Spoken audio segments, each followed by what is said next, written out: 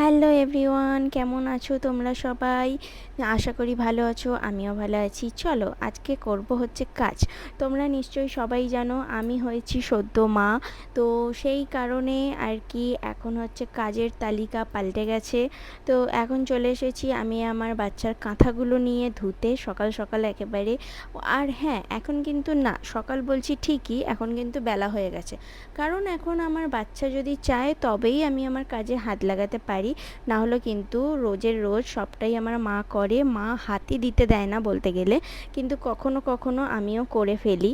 তো আঁতুড় কাটলো সবে, তারপরে হচ্ছে নিজেকে একটু সুস্থ করে তুলতে টাইম লেগে গেল। আমি পুরোপুরি সুস্থ নই, তাও মেয়েদের হচ্ছে সুস্থ না থাকলেও সুস্থ তো দেখাতেই হবে। অসুস্থ হয়ে বসে থাকলে তো তোমাকে কেউই দেখবে না। তো দেন আমি আমার বাচ্চার কাঁথাগুলো 3বার 4বার করে ভালো করে জলেতে ধুয়ে নিই, সাবান জল করে।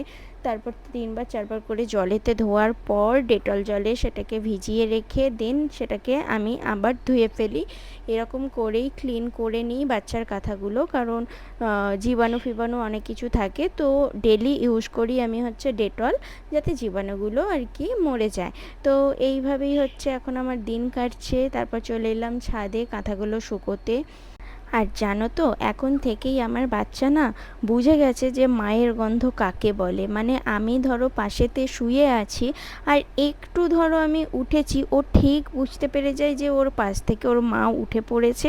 দেন কান্না শুরু করে দেয়। মানে ওকে নিয়ে আমার সারাটা দিন রাত কেটে যাচ্ছে, মানে কখন দিন হচ্ছে কখন রাত হচ্ছে বোঝাই যাচ্ছে না। সারাটা দিন ওকে নিয়ে কেটে যাচ্ছে। এত কান্না করে যে ওকে নিয়েই আমার সারাক্ষণ বসে থাকতে হয়। দেন তারপর একটুখানি ঘুমোলে নিজের খাওয়া দাওয়া, তারপর সময় পেলে একটু নিজের কাজ করি। এইভাবেই কাটছে হচ্ছে আমার দিন। তো চলো, এই করতে করতে আজকে আমার কাজগুলোও হয়ে গেল। তোমাদের ভিডিওটা কেমন লাগলো?